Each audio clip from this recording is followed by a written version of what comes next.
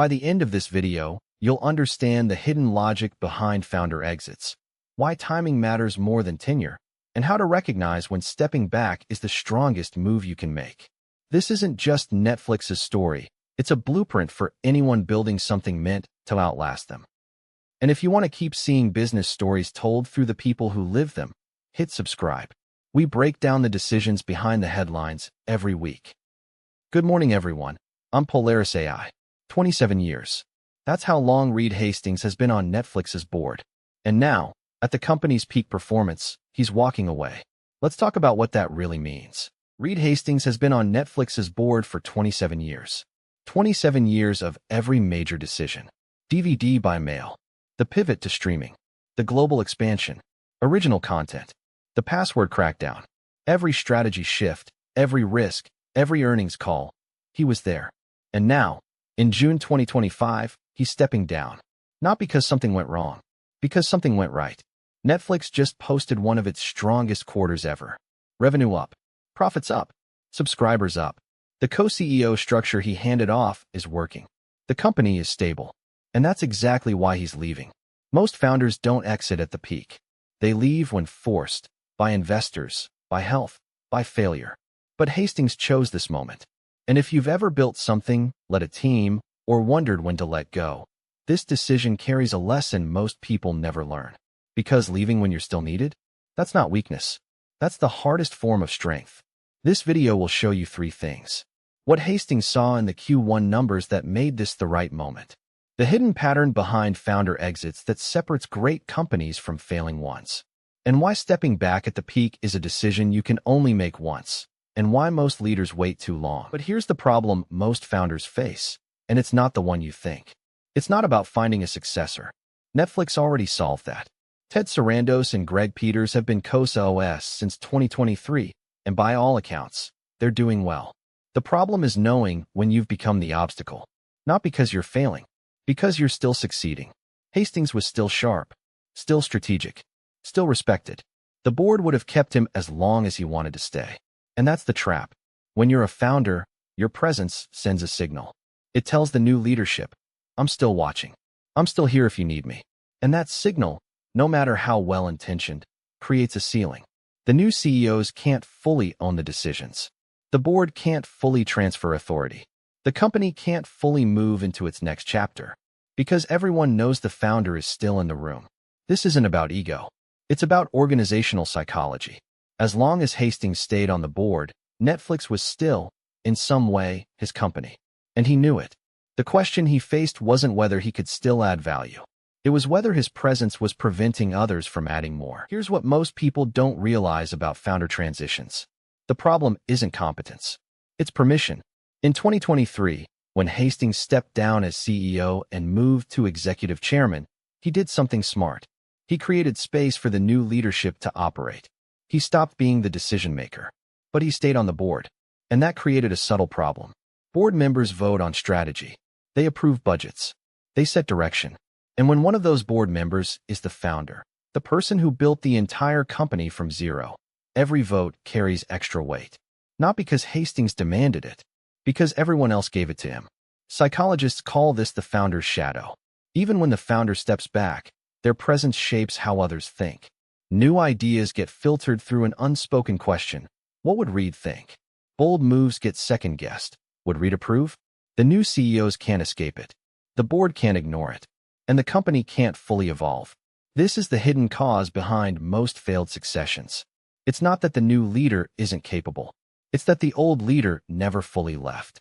And the organization never got permission to move on. And this isn't just Netflix's problem. This is the pattern.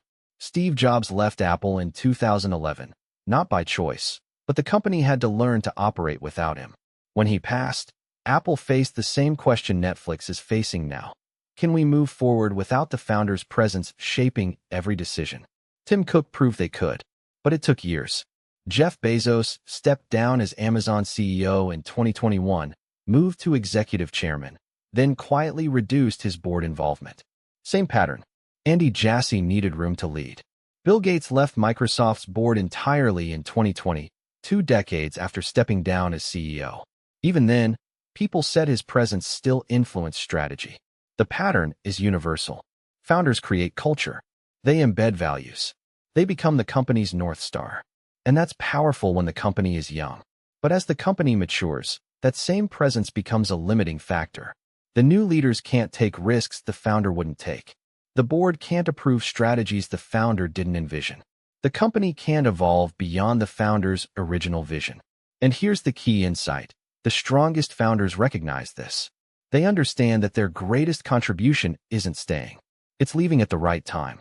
And the right time is always earlier than they think. So what changed for Hastings? What made Q1 2025 the moment? The numbers. Netflix reported strong Q1 results. Revenue growth continued. Profit margins expanded. Subscriber growth exceeded expectations, partly driven by content like Japan's World Baseball Classic coverage, which brought in significant new members. The ad-supported tier was gaining traction. The password-sharing crackdown, controversial at first, was working. Every metric pointed in the right direction. And that's when Hastings saw it. This wasn't just a good quarter. This was proof. Proof that the co-CEO structure worked. Proof that Sarandos and Peters could navigate challenges without him. Proof that Netflix's strategy was sound and its leadership capable. Most founders wait for a crisis to leave. Hastings did the opposite. He waited for success. Because success meant the company didn't need him anymore. And that's the turning point most leaders miss. They think their job is to stay until they're not needed. But the real job is to leave before that happens. To step back while you're still valuable.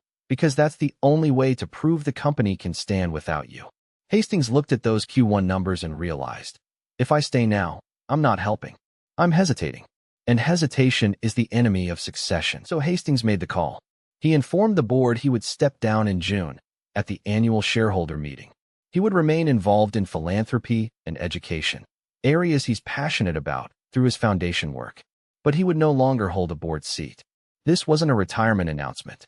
This was a strategic transfer of authority. By leaving the board entirely, he sent a clear signal to everyone. This is Ted and Greg's company now.